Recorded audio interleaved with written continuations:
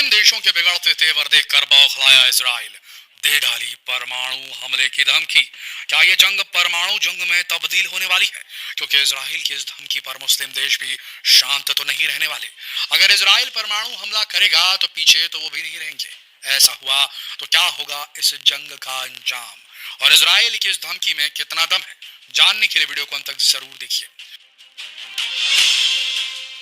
Israel के प्रधानमंत्री ने यूनाइटेड नेशन के मंच पर कुछ ऐसा कह दिया जिसने पूरे मिडिल ईस्ट में तहलका मचा दिया है। बेंजामिन नेतन्याहू ने कहा कि वो मिडिल ईस्ट में न्यूक्लियर ताकत को बढ़ने से रोकने के लिए किसी भी हद तक जा सकते हैं। उन्होंने सीधे सीधे ईरान को टारगेट करते हुए कहा कि अगर ईरान परमाणु बम बनाने की अपनी कोशिश जारी रखता है तो उसे रोकने के लिए वो कोई भी कदम उठा सकते हैं। अगर ईरान नहीं रुका तो उसे खतरनाक परमाणु हमले का सामना भी करना पड़ सकता है। उन्होंने कहा कि जब तक वो प्रधानमंत्री है वो किसी भी कीमत पर ईरान को परमाणु हथियार नहीं बनाने देंगे। इस बयान के बाद ईरान भी कहां पीछे रहने वाला था। ईरान ने इजराइल को धमकी दे डाली। उसने कहा कि अगर इजराइल ने ईरान के किसी भी न्यूक्लियर अड्डे पर हमले की कोशिश की तो वो इजराइल के सबसे बड़े शहर तेल अवीव का धरती पर से नामो निशान मिटा देगा। यहाँ तक कि जो जहाज ईरान के ऊपर हमला करने के लिए जाएंगे उन्हें वापस लौटने के लिए जमीन भी नहीं मिलेगी। और इस धमकी ने इजराइल की चिंता को और बढ़ा दिया है, क्योंकि इजराइल जानता है कि पूरे मिडिल ईस्ट में जो मुस्लिम देश सबसे ज्यादा न्यूक्लियर हथियार बनाने की दिशा में आगे बढ़ रहा है वो ईरान है, और ईरान ही उसका सबसे बड़ा दुश्मन भी है। इसीलिए अपनी बौखलाहट के चलते नेतन्याहू यूनाइटेड नेशन के मंच पर यह बोल गए कि वो ईरान को परमाणु बम बनाने से रोकने के लिए किसी भी हद तक जा सकते हैं। और यहाँ तक कि उन्होंने सीधे सीधे परमाणु हमले की धमकी भी दे डाली। लेकिन उनका यह बयान उनके लिए भारी पड़ गया, क्योंकि इजराइल ने आज तक खुद को परमाणु संपन्न देश घोषित नहीं किया है। हालांकि वो आजादी के बाद सन 1950 से ही परमाणु बम बनाने की कोशिशों में लगा हुआ था, और 22 सितंबर 1979 में उसने पहला सफल परमाणु परीक्षण किया था। लेकिन उसने इस परीक्षण को भी दुनिया की नजर में नहीं आने दिया, बताया जाता है, और ना ही कभी इस बात को कबूला कि इजराइल ने परमाणु हथियार बना लिया है। इजराइल ने परमाणु हथियार रखने के लिए 170 फीट गहरे साइलो बनाकर रखे हुए हैं। ऐसी भी कई अफवाहें उड़ी हैं जो कि अंडरग्राउंड है, और ये पूरा एरिया 3 हिस्सों में बटा हुआ है। इससे पहले हिस्से में मिसाइल वाला साइलो है। साइलो यानी कि एक अंडरग्राउंड सुरंग मान लीजिए जिसके अंदर मिसाइल खड़ी करके रखी गई है। जब जरूरत पड़ता है उसका ऊपर का शटल खोला जाता है और वहां से अंडरग्राउंड जो मिसाइल है उस साइलो से बाहर आती है। इसे मिसाइल का लॉन्च पैड भी कह सकते हैं। इसके दूसरे हिस्से में मास्टर कंट्रोल रूम है जहां से मिसाइल को लॉन्च करने के लिए बटन दबाया जाएगा, और इसके तीसरे हिस्से में उन लोगों के क्वार्टर हैं जो यहाँ काम करते हैं। ये पूरा एरिया इस तरह से तैयार किया गया है कि इस पर किसी परमाणु बम का भी असर नहीं हो सकता। रिपोर्ट्स की माने तो इजराइल के पास लगभग 90 परमाणु हथियार मौजूद हैं। जब नेतन्याहू ने ईरान पर परमाणु हमले की धमकी थी तो मिडिल ईस्ट के पूरे मुस्लिम देशों में खलबली मच गई। इसके बाद इजराइल के मंत्रालय ने तुरंत इस गलती को सुधारते हुए इस बयान को वापस ले लिया था और बात को बदलते हुए ये कह दिया कि वहां परमाणु बम नहीं बल्कि सैन्य हमला लिखा हुआ था, और नेतन्याहू अपने इसी बयान के साथ है। यानी ये तो वही बात हुई कि सांप भी मर गया और लाठी भी नहीं टूटी। नेतन्याहू ने सीधे सीधे इतने बड़े मंच से ईरान को परमाणु हमले की धमकी दे डाली और बाद में इसे गलती मानते हुए पल्ला भी झाड़ लिया। असल में इजराइल को डर सता रहा है कि ईरान परमाणु हथियार बनाने के काफी करीब पहुंच चुका है, जो शायद अपना पहला परमाणु हथियार बना भी चुका है। कुछ रिपोर्ट्स में सामने आया है कि ईरान ने यूरेनियम का एक बड़ा भंडार इकट्ठा कर लिया है और इतना यूरेनियम संवर्धित कर लिया है कि उससे आसानी से परमाणु बम बनाया जा सकता है। परमाणु बम बनाने के लिए 90% संवर्धित यूरेनियम की जरूरत होती है, और ईरान 83.7% यूरेनियम संवर्धित कर चुका है।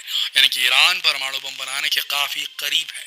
हालांकि 2015 में हुए परमाणु समझौते के बाद से ईरान ने यूरेनियम की एक बड़ी मात्रा जमा की है, जो कि उसके लिए मंजूर की गई मात्रा से कई गुना ज्यादा है। यानी कि ईरान सभी प्रतिबंधों को दरकिनार करते हुए लगातार परमाणु बम बनाने की कोशिश कर रहा है, और इसलिए इजराइल बौखला रहा है, और उसकी बौखलाहट उसके उल्टे सीधे बयानों से जाहिर हो रही है। लेकिन इजराइल जानता है कि ईरान के ऊपर परमाणु हमला उसे कितना भारी पड़ सकता है, क्योंकि अगर ऐसा हुआ तो दूसरे मुस्लिम देश जो कि पहले से ही उससे खार खाए बैठे हैं वो बिना सोचे समझे इजराइल पर चढ़ाई कर देंगे और इजराइल जो पहले ही चारों तरफ से दुश्मनों से घिरा हुआ है उसके लिए खुद का बचाव मुश्किल हो जाएगा। हालांकि अगर परमाणु शक्ति की बात की जाए तो मिडिल ईस्ट के किसी भी मुस्लिम देश के पास परमाणु हथियार नहीं है। दुनिया में केवल एक ही मुस्लिम देश है जिसने खुद को परमाणु संपन्न देश घोषित करके रखा हुआ है, तो वो है हमारा पड़ोसी देश पाकिस्तान। वो तो इस हालत में है ही नहीं कि इजराइल पर हमले के बारे में ख्याल भी मन में ला पाए, लेकिन इजराइल की इस धमकी को सभी मुस्लिम देशों ने बड़ी गंभीरता से लिया है और वो इजराइल को इसके परिणाम भुगतने के लिए तैयार रहने की चेतावनी भी दे रहे हैं। और अब तो इजराइल पर चौतरफा हमला भी होने लगा है। अभी तक हमास और हिजबुल्लाह ने इजराइल को परेशान कर रखा था, लेकिन अब यमन के हूती भी जंग का ऐलान कर चुके हैं। ऐसे में इजराइल का यूं मुस्लिम देशों को उकसाना उसकी राह को और भी मुश्किल कर सकता है, क्योंकि भले ही मुस्लिम देशों के सामने इजराइल की सेना काफी बड़ी और ताकतवर हो, लेकिन अगर ये सभी मुस्लिम देश एक हो गए तो इजराइल को लेने के देने पड़ जाएंगे और ये दुश्मनी केवल अभी नहीं बल्कि आने वाले समय में भी उसे काफी भारी पड़ सकती है। क्योंकि इजराइल पिछले कुछ समय से मिडिल ईस्ट के मुस्लिम देशों के साथ संबंध सुधारने की कोशिश कर रहा था, जिसके चलते वो सऊदी अरब के साथ एक समझौता भी करने वाला था। लेकिन अब ये जंग इजराइल के मंसूबों पर पानी फेर सकती है और इसका इजराइल को भारी नुकसान उठाना पड़ सकता है। खास तौर से अपने परमाणु हमले की धमकी वाले बयान की वजह से इजराइल को काफी कुछ भुगतना पड़ सकता है, क्योंकि ईरान के बारे में अभी किसी को सही नहीं पता कि उसके पास परमाणु हथियार है या नहीं, और अगर उसके पास परमाणु हथियार हैं तो वो इजराइल के खिलाफ उनका इस्तेमाल करने से बिल्कुल नहीं हिचकिचाएगा। ईरान के पास ऐसे ऐसे ड्रोन्स हैं, मिसाइल्स हैं जिनसे वो इजराइल के किसी भी कोने को निशाना बना सकता है। कुछ दिन पहले ही ईरान ने अपनी शक्ति प्रदर्शन के दौरान पूरी दुनिया में तहलका मचा दिया था। उसके 2 दिन के युद्धाभ्यास को देखकर इजराइल की भी नींद हराम हो गई थी। इस युद्धाभ्यास का केवल एक मकसद था, इजराइल को यह साबित करना कि ताकत के मामले में ईरान इजराइल से कम नहीं बैठता। इसलिए इजराइल के परमाणु हमले वाली धमकी का भी ईरान पर कोई असर होता नहीं दिख रहा है। उल्टा वो खुद इजराइल का नामो निशान मिटा देने की धमकी दे रहा है। इसीलिए इजराइल को अब इस युद्ध की गंभीरता को समझना चाहिए और सोच विचार करके आगे की रणनीति बनानी चाहिए, ताकि जंग कहीं महाविनाश की जंग में ना तब्दील हो जाए। क्या लगता है दोस्तों आपको, क्या वाकई में ईरान और इजराइल की लड़ाई होना तय है? और अगर ऐसा हुआ तो जीतेगा कौन?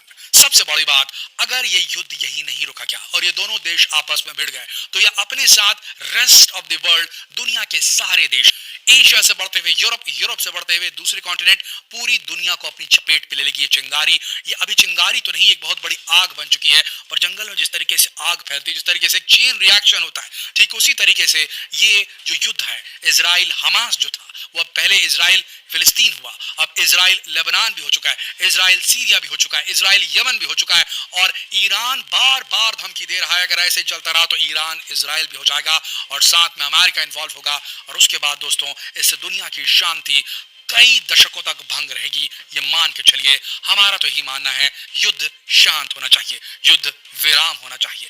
आपका क्या मानना है, क्या होना चाहिए आगे? नीचे कमेंट सेक्शन में लिखकर अपनी राय जरूर बताएं। जितना हो सके इस वीडियो को शेयर करें, फेसबुक पर, व्हाट्सएप पर।